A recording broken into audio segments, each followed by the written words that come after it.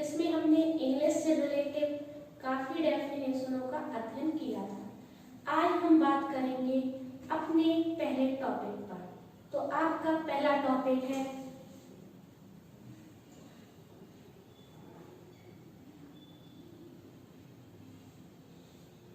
Parts of sentence.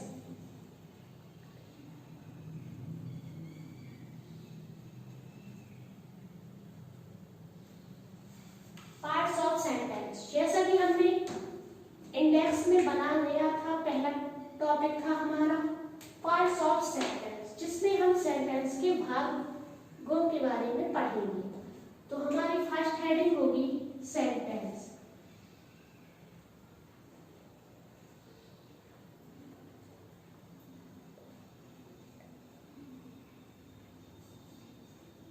तो देखिए, हमें पढ़ना है पार्ट्स ऑफ सेंटेंस के बारे में।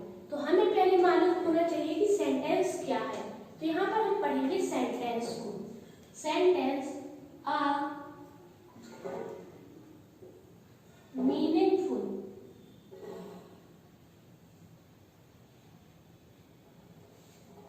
Groups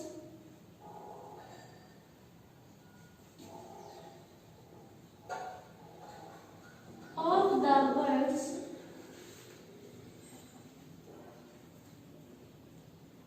with complete sense is called sentence। तो यहाँ पर हमने देखा are meaningful groups of the words with complete sense is called sentence। इसका हिंदी में अर्थ निकलता है वाक्यों शब्दों का ऐसा समूह है जिसका अर्थ निश्चित हो, उसे हम वाक्य कहते हैं।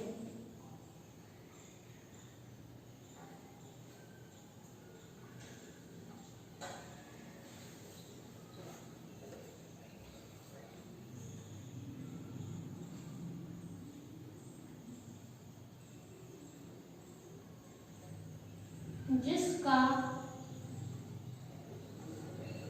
निश्चित अर्थ हो,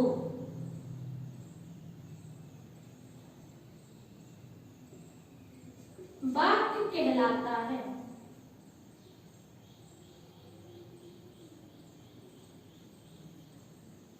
तो ये होगी आपकी जनरल चीज कि सेंटेंस क्या है। सेंटेंस ऐसा शब्दों का समूह है जिसका कोई भाव स्पष्ट होता है। जैसे हम यहाँ पर एग्जाम्पल देख लेते हैं, राम पुस्तक पढ़ता है।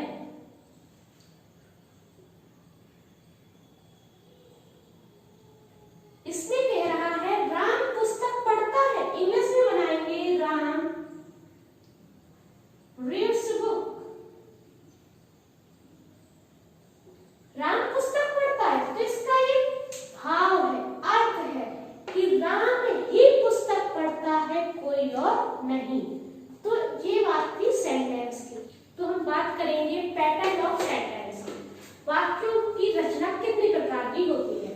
तो फर्स्ट हेडिंग है आपकी हिंदी में वाक्य रचना निम्न प्रकार है।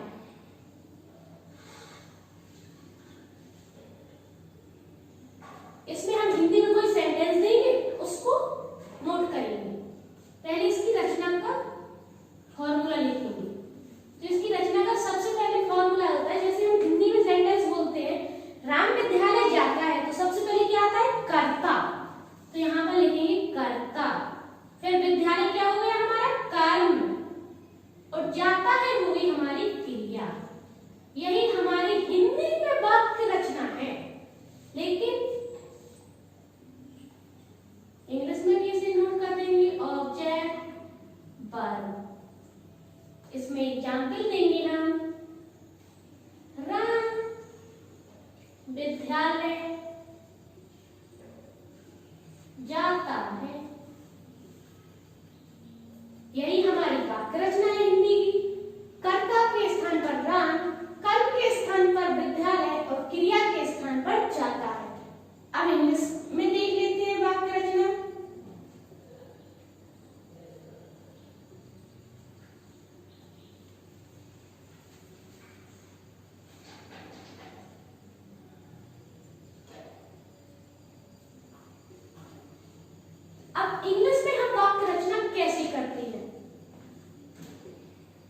कर्ता प्लस क्रिया, इसमें हम क्रिया और कर्म का स्थान परिवर्तित कर देते हैं।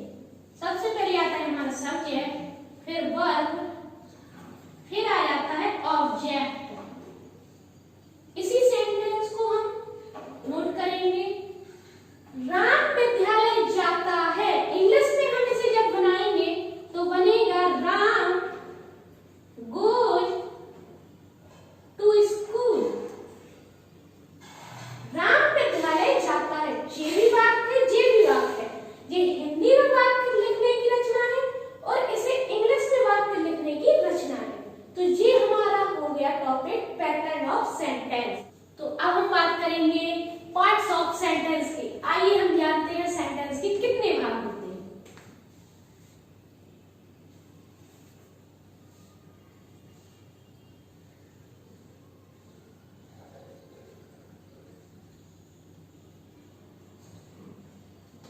पहला भाग होता है सेंटेंस का सब्जेक्ट, जो प्रत्येक सेंटेंसों में मिलता है, और दूसरा होता है प्रेडिकेट। यही तो हमारे सेंटेंस के भाग हैं। पहला सब्जेक्ट, दूसरा प्रेडिकेट। सब्जेक्ट को हिंदी में कहते हैं उद्देश्य, और प्रेडिकेट को हिंदी में कहते हैं विधेय। ऐसे तो हम इनके बारे में कुछ नहीं समझ पा रहे हैं, ये है क्या उद्देश्य, विधेय। तो आइए हम बात करेंगे इनकी डेफिनेशन के बारे में। What is subject? सब्जेक्ट क्या है? जनरली हम लोग जानते हैं जो कार्य को करता है वह सब्जेक्ट होता है।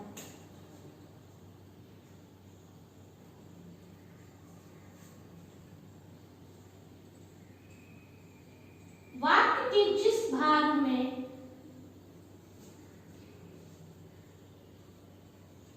जो कार्य करता है या जिसके बारे में वाक्य में बात होती है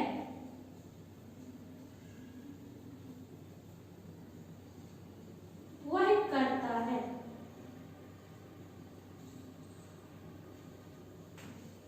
वाक्य में जिस व्यक्ति के बारे में बात होती है या जो कार्य को करता है वह हमारा सब्जेक्ट है।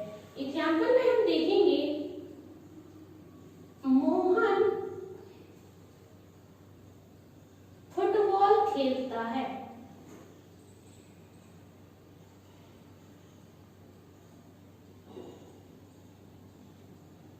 Mohan plays football. तो मोहन क्या कर रहा है? फुटबॉल खेल रहा है। तो हम इसमें क्वेश्चन करेंगे सेंटेंस में कि क्या कार्य हो रहा है? खेलना। अब खेल कौन रहा है? तो कौन पे आ जाएगा हमारा? मोहन। तो यही हमारा सब्जेक्ट है, मोहन। तो अब यहाँ पर हमने सब्जेक्ट को फाइंड करने की एक ट्रिक निकाली है, जो है क्रिया से क्रिया में क्या, क्रिया में कौन या किसने शब्द लगाने पर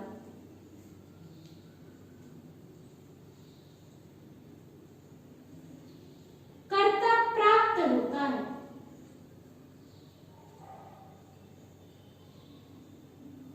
तो यहां पर हमने देखा हमारी क्रिया क्या है सेंटेंस में? खेलता है। तो हमने क्रिया से प्रश्न किया कौन खेलता है? कौन खेलता है? तो यहाँ पर हमें आंसर मिलेगा मोहन खेलता है। तो हमारा सब्जेक्ट हुआ मोहन।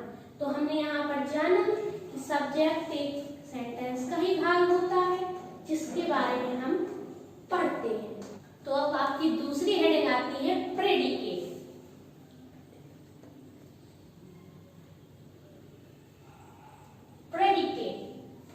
प्रेडिकेट वाक्य का वह भाग होता है जो कर्ता के बारे में कुछ बताता है।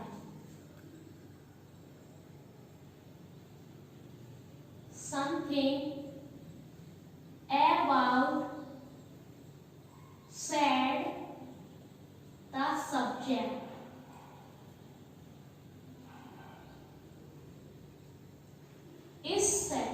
Is called predicate. तो इससे हमें पता चला जो कर्ता के बारे में कुछ कहता है वह प्रेडिकेट है। वह भाग जो कर्ता के बारे में कुछ बताता है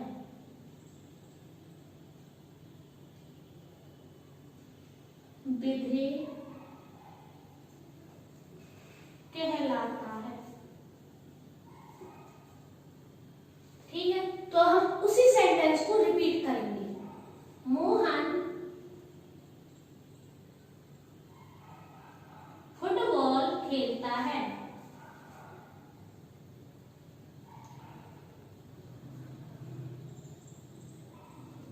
तो फुटबॉल मोहन खेल रहा है। Mohan plays football. यहां पर हमें एक चीज का विशेष ध्यान देना है, फुटबॉल के आगे कभी दा नहीं लगाना है, क्योंकि जो गेम होते हैं उनके आगे कभी दा का यूज नहीं होता है। तो यहां पर हमें प्रेडिकेट पार्ट को चूज करना है। तो हमारा प्रेडिकेट पार्ट होगा इतना, फुटबॉल से लेके खेलता है प्लेज फुटबॉल। तो अब हमें यहाँ पर एक चीज समझ में नहीं आएगा कि प्रेडिकेट कैसे फाइंड करें। तो यहाँ पर होता है प्रेडिकेट भाग जो होता है वो वर्ब प्लस कॉम्प्लीमेंट।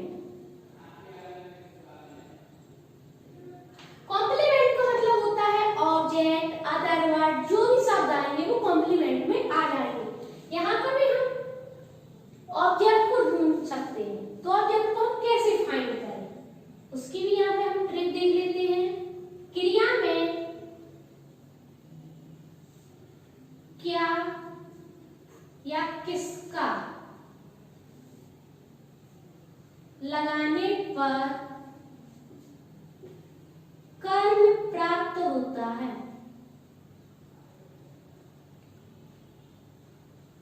तो कर्म का मतलब है ऑब्जेक्ट। तो इस सेंटेंस में हमारा ऑब्जेक्ट क्या है? फुटबॉल। चलिए तो हम इस ट्रिक को फॉलो करते हैं। क्रिया क्या है हमारी? खेलता है। तो हम क्वेश्चन करेंगे क्रिया से, क्या खेलता है? तो आंसर हमें मिलेगा मोहन फुटबॉल खेलता है। तो हमारा प्रेडिकेट यहीं पर समाप्त होता है। अब हम इसके भागों के बारे में पढ़ेंगे और सब्जेक्ट के भाग। अभी हमने पढ़ा पार्ट्स ऑफ सेंटेंस। तो पार्ट्स ऑफ सेंटेंस में हमने पढ़ा सेंटेंस दो प्रकार के होते हैं, नंबर 1 सब्जेक्ट, नंबर 2 प्रेडिकेट। तो अब हम यहाँ पर फाइंड करेंगे सब्जेक्ट एंड प्रेडिकेट।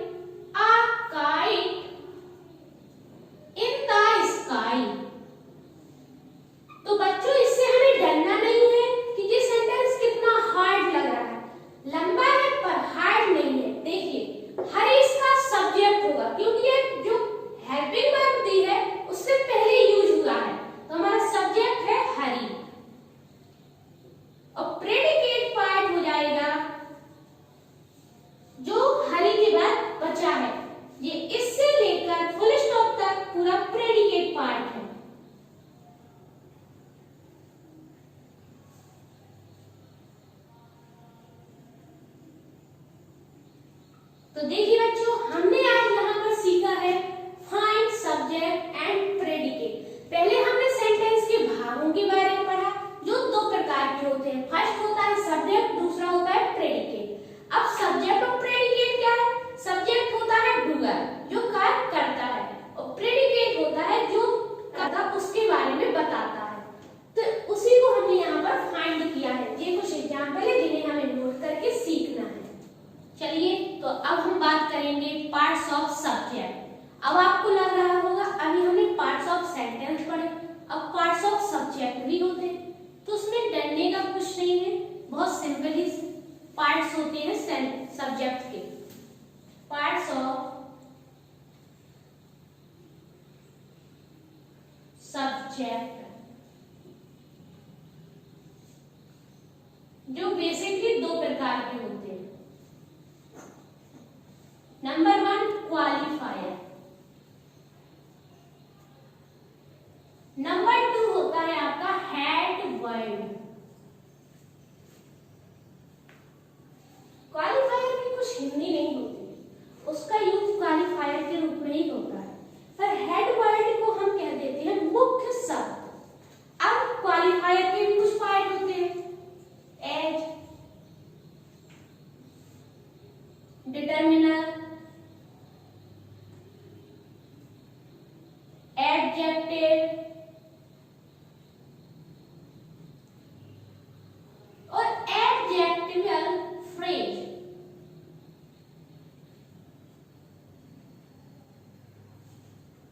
तो देखिए, हमें यहाँ पर सबसे पहले पढ़ना है डिटरमिनर। डिटरमिनर क्या होता है? डिटरमिनर में कुछ नहीं होता है, इसमें केवल हमें ये देखना पड़ता है जिससे किसी नाम की गिनती का बोध हो, जैसे सभी आर्टिकल्स।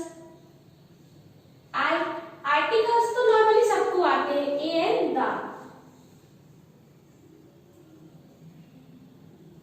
प्रोनाउंस, प्रोनाउंस कई प्रकार की होती है, लेकिन इनमें हमें बेसिकली लेना है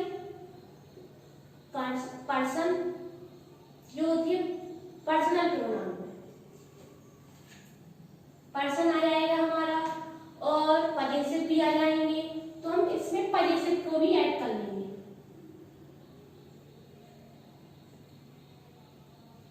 तो डिटरमिनर में हमने देखा आर्टिकल्स आते हैं, प्रोनाउंस आते हैं, पजेसिव आते हैं। That, this, much, so, the, those, many, etcetera. इन सबको मिलाकर हमें डिटरमिनर प्राप्त होता है।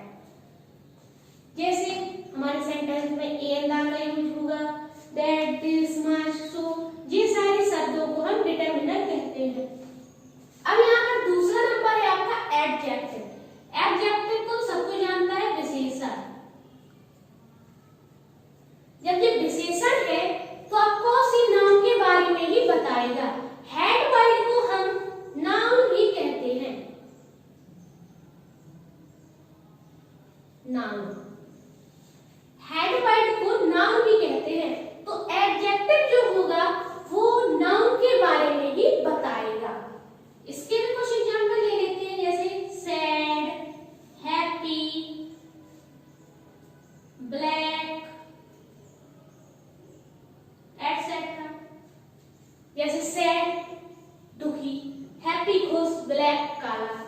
जैसे इनमें हम जब कोई एग्जांपल देंगे तो उसमें हमें पता चलेगा कि हमारा एडजेक्टिव क्या है, डिटरमिनर क्या है, एडजेक्टिवल फ्रेज क्या है। एडजेक्टिवल फ्रेज का अर्थ है दो या दो से अधिक विशेषण। क्योंकि इसके नाम से ही हमें पता चल रहा है कि ये कुछ एडजेक्टिव का ही पार्ट है। तो जब एडजेक्टिव दो या दो से अधिक वाक्यों का हो जाता है तो उसे हम एडजेक्टिवल फ्रेज कहते हैं। और यहाँ पर लास्ट हमारा बचता है नाउन। वैसे तो यहाँ पर हेड वर्ड दूसरा पार्ट है, पर इस नाउन को हम यहाँ से हटाकर यहाँ ऐड कर देंगे।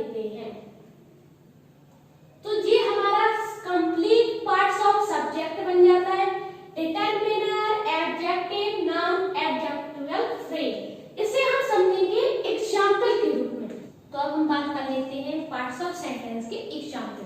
तो हमारे एग्जाम्पल है first,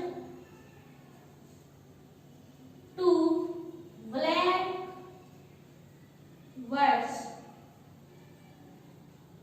sitting on the tree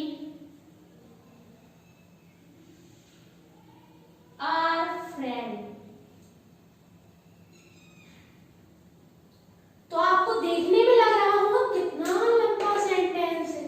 तो इसमें हम देखेंगे सब्जेक्ट को। तो सब्जेक्ट क्या होता है हमारा? हेल्पिंग वर्ब से पहले का भाग सब्जेक्ट कहलाता है। तो हेल्पिंग वर्ब हमारी आर है, तो इसके बाद का तो होगा प्रेडिकेट, पर इसके पहले का जो पूरा सेंटेंस है वो हमारा सब्जेक्ट है, एज अ सब्जेक्ट। अब ये हमारा सब्जेक्ट है। तो अभी हमने पढ़ा सब्जेक्ट के भाग। पहला भाग है डिटरमिनर, दूसरा है हमारा एडजेक्टिव, तीसरा है नाउन और चौथा है एडजेक्टिव फ्रेज। तो वही हमें यहाँ पर प्राप्त होंगे।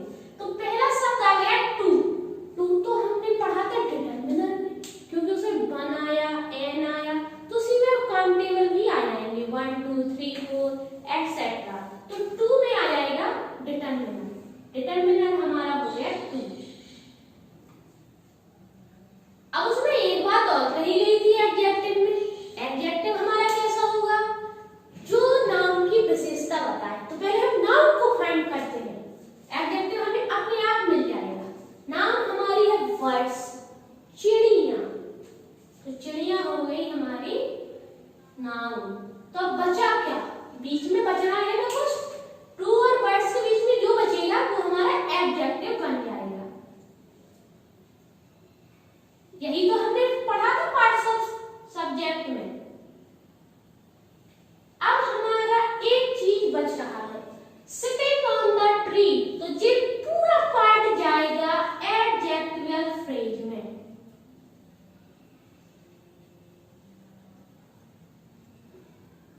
सिटिंग ऑन द ट्री, जो दो ब्लैक पक्षी हैं जो पेड़ पर बैठे हैं, आर फ्रेंड, मित्र है। ये हमारा सेंटेंस का सेंस हो गया। तो हमने यहाँ पर देखा सब्जेक्ट। सब्जेक्ट हमारा पूरा है, पर इसके भी भाग है। भाग कौन से? 4 है। फर्स्ट है डिटरमिनर, सेकंड है एडजेक्टिव, थर्ड है नाउन, फोर्थ है एडजेक्टिव फ्रेज। अगला सेंटेंस देखेंगे, दैट यंग गर्ल,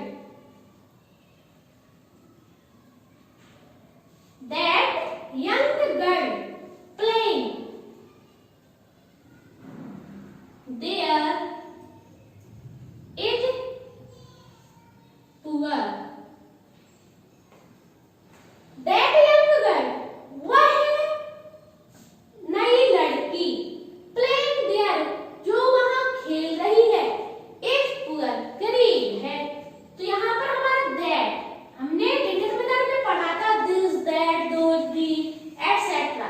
तो उन्हीं को यहाँ पर डिटरमिनर में नोट कर लेंगे। अब हमें सब्जेक्ट फाइंड करने में कोई प्रॉब्लम तो हो नहीं रही है। जो हमारी क्रिया से पहले आएगा वो हमारा सब्जेक्ट है। ये किन में फॉलो होगा? जो असर्टिव सेंटेंस में, क्योंकि इंट्रोगेटिव सेंटेंसों में क्रिया पहले और सब्जेक्ट बाद में आता है। एडजेक्टिव हो जाएगा हमारा यंग, नाउन हो जाएगी गर्ल, और जो बच गया वही है एडजेक्टिवल फ्रेज।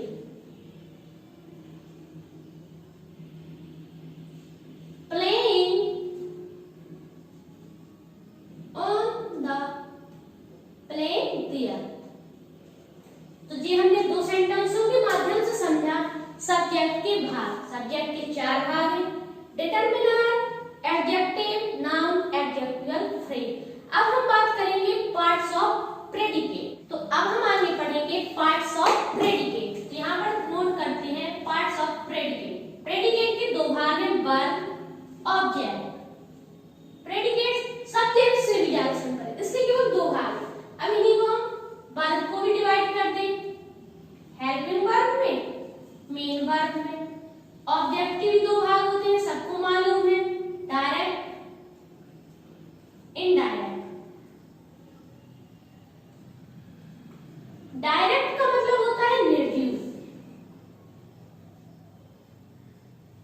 सजीव। जो भी पर्सन होते हैं वो सब सजीव होते हैं, और जो भी थिंग्स होती हैं, बुक, टेबल, फैन, ये सब होती हैं हमारी निर्जीव वस्तुएं। हेल्पिंग वर्ब सहायक क्रिया। मेन वर्ब मुख्य क्रिया। किन्हीं में हमें मुख्य क्रिया और हेल्पिंग वर्ब दोनों मिल जाती है, और किन्हीं सेंटेंसों में हमें दोनों क्रियाएं नहीं मिलती हैं। तो उनमें भी प्रेडिकेट के भाग दो ही होते हैं, वर्ब और ऑब्जेक्ट। तो हम एग्जाम्पल देखते हैं। एग्जाम्पल फर्स्ट है हमारा, Mohan gave me a pen। तो इसमें सब्जेक्ट भाग को हम हाइड कर लेंगे। हाइड का मतलब छिपा लेंगे, तो हमें सब्जेक्ट से कोई इफेक्ट नहीं पड़ेगा, हमारा केवल प्रेडिकेट भाग से ताल्लुक है। तो इसमें हमारा प्रेडिकेट भाग है gave me a pen। तो अब हमें इसी के पार्ट करने हैं। तो इसकी क्रिया कौन सी है ये? इसमें अगर हमें हेल्पिंग वर्ब नहीं दी है तो हमें डायरेक्ट वर्ब लिखना है, वर्ब gave। अब जो ये दो शब्द बचे हैं, मी और अब पेन, तो इसमें हमें सोचना पड़ेगा कि ऑब्जेक्ट हम किससे बनाएं। तो हमें इसमें कुछ नहीं सोचना, जो गेव के बाद बचा वो ऑब्जेक्ट है हमारा, तो हम इसे डिनोट कर देंगे। एक होगा हमारा सजीव और एक होगा निर्जीव। तो हमारा सजीव कौन लग रहा है? मी। तो इनडायरेक्ट ऑब्जेक्ट है हमारा मी, और डायरेक्ट ऑब्जेक्ट है हमारा आ पेन। जैसे ये पेन है तो ये क्या है? निर्जीव है, पर मी सजीव है। तो हमने इनडायरेक्ट में लिख दिया मी को, डायरेक्ट में लिख दिया आ पेन को। तो देखिए आज हमने पढ़ा है सब्जेक्ट के प्रकार, सेंटेंस के प्रकार, सब्जेक्ट के प्रकार, प्रेडिकेट के प्रकार। तो आज आपकी क्लास यहीं पर समाप्त होती है। वीडियो अच्छा लगे तो लाइक करें, चैनल को सब्सक्राइब करें। आगे देखने